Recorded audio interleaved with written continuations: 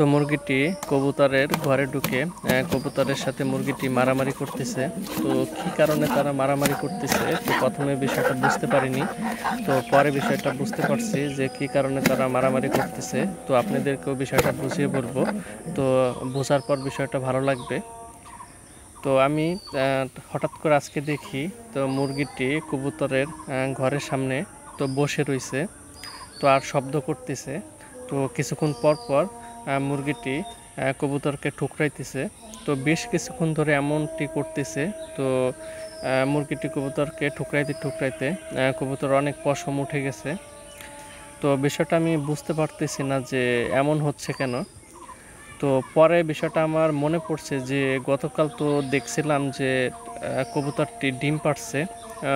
ডিমটা বেশ একটু বড় ছিল, তো দূর থেকে দেখছি। তো আমি স্বাভাবিকভাবেই নিছি বিষয়টা যে হয়তো প্রথম ডিম তো তো সে কারণে একটু বড়ই হয়েছে। তো আমার এই কবুতরটি তো ডিম পারে না। তো কেনার পর থেকে অনেক দিন হয়ে গেছে কোনো ডিম পারে না। তো সেদিন আমি ডিমটা দেখে স্বাভাবিকভাবে নিছি যে প্রথম ডিম পারছে, তো সেজন্য একটু বড়ই হয়েছে। তো অনেকক্ষণ যাবৎ দেখতেছি যে মুরগিটি বসেই রয়েছে।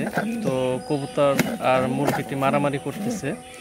তো পরে আমার বিষয়টা একটু মানে স্বাভাবিক মনে হলো না যে তাহলে তো কোনো সমস্যা আছে। তো পরে ডিমটা ভালো মতো দেখলাম যে তো এটা তো কবুতরের ডিম না, তো এটা তো মুরগির ডিম। তো সে কারণেই মুরগিটি কবুতরের ঘরে ঢোকার জন্য তো এমনটাই করতেছে। তো প্রায় দিনই মুরগিটা কবুতরের ঘরের ওইখানে গিয়ে খাবার খেত। তো মুরগিটা কবুতরের ঘরের ভিতর ডিম পাড়ছে। তো তখন কবুতরটি ওখানে ছিল না। তো পরে যখন কবুতরটি ডিম দেখছে তখন তো মনে করছে যে আমার ডিম। তো তখন কবুতরটি ডিমে তা দেওয়া শুরু করছে। তো যখন মুরগির আবার ডিম পাড়ার সময় হয়েছে, তখন মুরগিটি তো আবার কবুতরের ঘরের সামনে গেছে। তখন যে দেখে যে কবুতরটি ডিমের উপর বসে তা দিচ্ছে। তখন তো মুরগিটি ঢোকার জন্য চেষ্টা করতেছে, তখন কবুতরটি তো ঢুকতে দিচ্ছে না। তো এই কারণে মুরগিটি কবুতরটিকে ঠুকরাইতেছে। তো এইভাবে ঠুকরাইতে ঠুকরাইতে তো অনেকগুলো পশম উঠাই ফেলছে। তো পরে আমি বিষয়টা দেখে বুঝতে পারলাম